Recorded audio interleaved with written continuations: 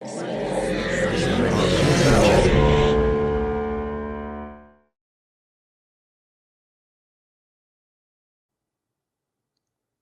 we met.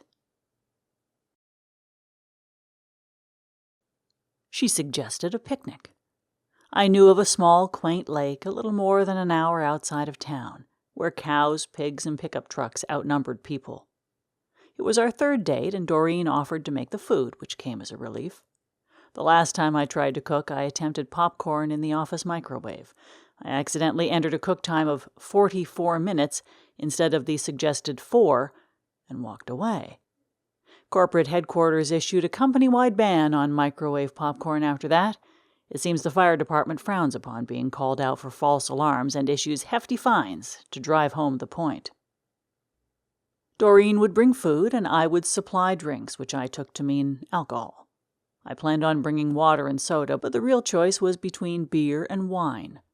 I was young then, and had little experience with wine. I preferred beer, and still do. I feel it goes with just about anything. Still, I wanted to make a good impression. My knowledge of wine could be written on the back of a postage stamp, though. Red, white. I knew about the pink stuff, too, but I sort of assumed it was a mixture of the two, like maybe it was for indecisive drinkers. I knew that certain wines went well with certain foods, but was completely clueless as to what went with what. On top of that, I didn't know what food Doreen was planning to make, or even if she told me. In my defense, with regards to all arguments that have transpired since, I have never professed to be a good listener. Back in the days before we could access all the world's knowledge with a device in our pockets, I did what most people did. I winged it. I opted for a bottle of red and a bottle of white. If nothing else, we'd have a good time. There was still the matter of quality. My only gauge was price. Some friends told me anything under an Abe, or $5, was rot gut. Less than a Hamilton, $10, was cheap, and more than a Jackson, $20, was the good stuff. I decided to squeeze in between Hamilton and Jackson. Although mired in turbulence, those were solid foundation years for America. I liked that metaphor. It made me feel patriotic when I reached the checkout line. I think I even hummed a bar of the Star-Spangled Banner. It was a warm day in early June, just right for the summer clothes, but not yet hot. We enjoyed the fried chicken Doreen brought, drank, chatted, and drank some more. We sat in the shade while the occasional breeze tickled our skin. After a few glasses, we became a bit silly. I knew this because she laughed at all of my jokes, even the ones that weren't really funny. To this day, there is some controversy over how the series of events unfolded. Her version of the story is that I got her drunk and goaded her into it, to which I counter, wine doesn't make you do anything. It might offer a little encouragement, but if she took her clothes off and got into the lake, it's because she wanted to. I might also mention who it is she wanted to be naked in front of. Comments like these are why there are constant red marks in the shape of hands upon my face. Anyway, we were skinny dipping and having a fantastic time. At some point, though, Doreen looked towards the shore and her expression shifted dramatically. "Where are our clothes?" she asked. Well, that completely ruined the mood. Now, I know what you're thinking. You're thinking that someone stole our clothes, and you've heard this story 100 times before, and you don't really care to hear it again. And you would be wrong. We found our clothes, easily enough, in the bushes. We hadn't brought much in the way of valuables, and the little cash I had brought I found unmolested in my pocket. No, these vandals didn't go for the cheap, easy thrill. They put a lot of thought into their caper. Our clothes had been glued together. Her pants were glued to my pants, my shirt glued to her top, etc. As icing on the cake, they glued our underwear to the outside of our clothing. Upon discovery, Doreen decided that we should try to pry the clothes apart, and she volunteered me for this task. I started at the pant legs, but the delinquents had used a fast bonding glue, and all I managed to do was shred a sock that was glued to her pant leg. A barrage of obscenities that would embarrass a bartender at last call ensued. Doreen then snatched the clothes out of my hands, and alongside her vivid linguistic phrasings, she made numerous comments about men's lack of finesse. She tried to separate the clothes herself, with the same result. The obscenities and colorful remarks about men continued, only this time they weren't aimed at men in general, they were derisively pointed towards one specific male. That truly hurt my feelings. I suggested that we could just drive home as is. After all, it's not that different from swimming naked, just a bit more adventurous. This did not go over very well. Doreen insisted that we had to get our clothes back on. After much complaining, bickering, swearing, and falling over, we did manage to get them back on, and began the trek back to my car. This part wasn't too bad. The pranksters had glued the fronts of our clothes together, so we had to walk face to face with our arms around each other for support. If it weren't for the underwear hanging off us, it might have looked like we were just a really affectionate couple. In this spirit, with no tongue-in-cheek intended, I told her that, despite everything, it was kind of romantic. She promptly suggested I go somewhere known for being hotter than global warming on steroids. We eventually reached the car and got in without too much difficulty, except that I sat on her hair a few times. The real problem was it would be impossible to drive while facing each other. One of us had to remove their clothes. Being a chivalrous man, I volunteered Doreen. This went as well as you might expect, and a few moments later, I drove down the road naked. I owned a convertible. Because it was a beautiful day, I had taken the top off and left it at home. So we cruised down the road, she fully clothed, and me naked as a jaybird, my clothes and our underwear trailing behind her, flapping wildly in the wind. Suddenly we heard a loud bang, something akin to a shotgun blast. Doreen ducked instinctively, and then once she realized what it was, unleashed another stream of obscenities that would make drunken sailors blush. My convertible had a lot of character, and one of its charming features was that it occasionally released beautiful blue smoke out of the exhaust. It would build up over time and then release all at once, like sounds from a portly gentleman after a great meal. In the mirror, I watched the smoke dance delightfully as it wafted upwards toward the sky. On the edge of the smoke, glued to my own pant leg, was, of all things, her bra. It was waving in the wind as if it had too much to drink and was shouting, "Hello!" to all onlookers and passers-by. I don't know why, but what I found funny was that the bra wasn't lacy or see-through or the least bit naughty in any way. It was just a plain white bra. Against the blue smoke, it seemed to glow.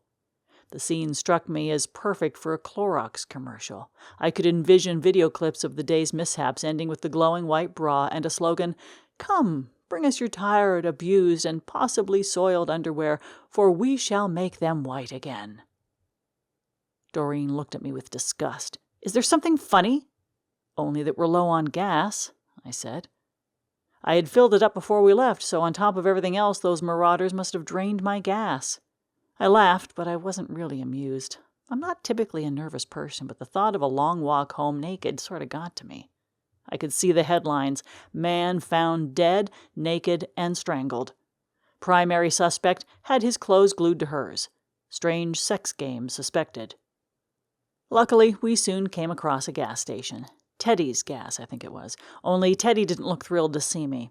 Actually, I think he was perpetually PO'd on account of his yellow teeth. I barely stepped out of the car when he ran up and hollered, "What the hell are you doing driving naked? You some kind of pervert or something?" "No, sir," I answered. "I'm no pervert. It's just that Doreen, the woman in the passenger seat, has never seen me naked, and I enjoy the feel of the wind against my skin. With the low population density around here, I figured I'd kill two birds with one stone." "You're a dang smartass is what you are, and I ain't serving gas to no smartass." "But you're self-serve," I protested. The only response was the slam of a door as Teddy disappeared into the gas station's office. I lifted the hose and put it in my tank.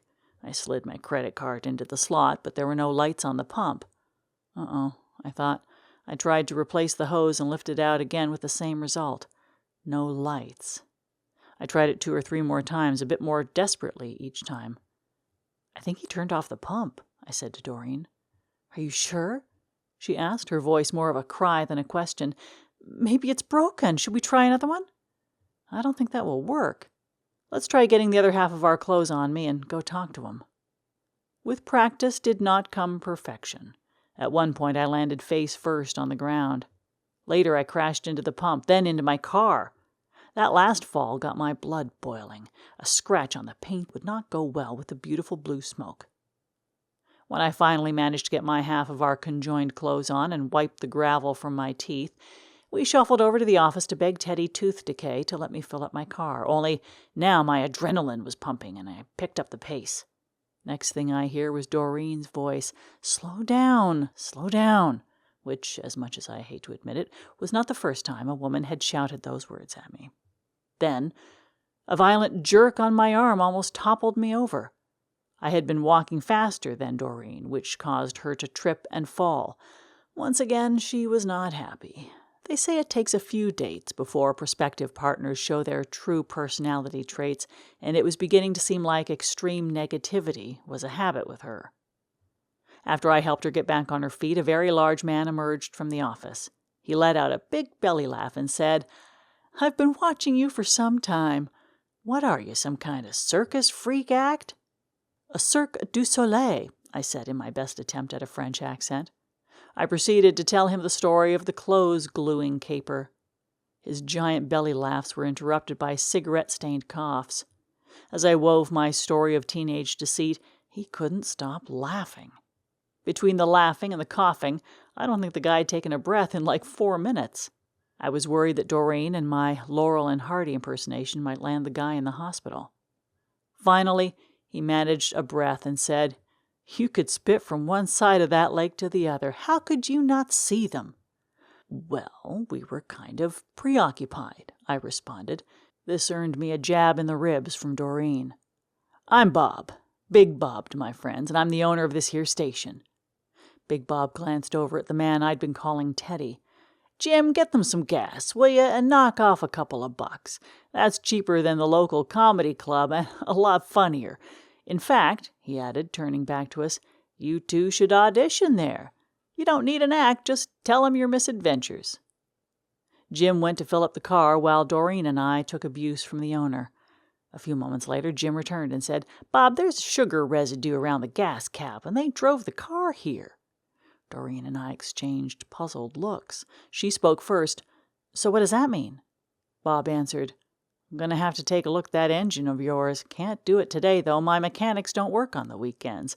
I'll have my wife bring you some clothes, and then I'll have Jim drive you home." "They weren't pranksters or thieves," I said to Doreen. "They were teenage ninja terrorists." After some time, his wife brought us some clothes, and she weighed almost as much as Big Bob did. Doreen decided I should change first, so we shuffled to the men's bathroom. It smelled like most gas station bathrooms, only worse. Much, much worse. Man, if Jim is the one who has to clean this every day, no wonder he seems terminally angry, I said. She started to respond, but then stopped. Her eyes had a faraway look, as if it had all been too much. Admittedly, I did sometimes have that effect on women.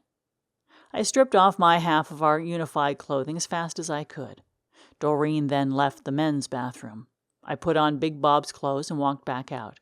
I couldn't help but laugh when Doreen came out of the women's. She'd been given sweats that were about 18 sizes too big, and she had to hold up the pant legs to keep from tripping as she walked. I was about to say that if we didn't look like a circus act before, we were only colorful hair and giant shoes shy from that now. She still had that glazed look, though, so for once, I bit my tongue.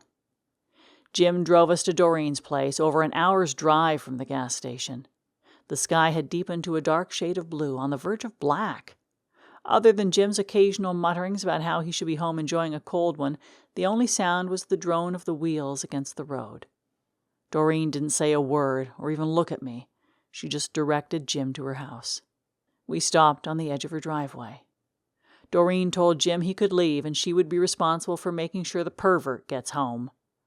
I still had the aforementioned cash in my pocket and wanted to give Jim a tip, so I told him to wait a second while I found it. Our glued-together clothing sat in a pile next to me, and digging through it in the dark proved to be no easy task. I had trouble finding my shorts, much less my pockets. All I managed to do was feel up an empty bra, which, given the silent treatment I was receiving, was beginning to look like another, albeit inadvertent, metaphor. "Really, don't worry about it," Jim protested. "As Bob said, the entertainment was payment enough." As soon as we were out of the car, Jim put the pedal to the metal. If I'd had my mouth open, I probably would have swallowed gravel. "I liked him better when he was Teddy," I said to Doreen. She said nothing, and we started the long ascent up her short driveway. I was about to suggest that I could wait outside while she called me a cab when I was completely taken aback as she wrapped her arms around me. She laughed and said, "Cirque du Soleil? Does anything ever bother you? Only that you're standing on my feet, and we are wearing tents." She pulled me inside and closed the door. The tents came off. Anyhow, that's pretty much the story of the caper of the gluing of the clothes. Ow! That was Doreen hitting me in the ribs. I forgot to mention the part about me and her being married with a couple of rugrats living happily ever after, yada, yada, yada. Ow! You could cause permanent damage, you know. In case you're wondering about the title, I do have a reason for it. You see, how we actually met isn't nearly as interesting, so when people ask us how we met, we tell them this story instead. As a result, we get invited to lots of parties because people think we have a good sense of humor, which is a blessing for some of my friends. They have this idea that a good time involves sitting around with an expensive bottle of wine, pretending to like some foreign dish that they can't pronounce. So I send in Doreen to lighten the mood. She drinks from the bottle, burps, farts, and tells dirty jokes. Ow! Okay, I'm the one who burps. There has been a long-lasting psychological effect on Doreen, though. She won't go near the water without wearing at least a swimsuit. Ow! What is the deal with the blows to the ribs? The end. What? No, I am not going to admit I was exaggerating. Because that is exactly how it happened, that's why. What do you mean your dad was right about me?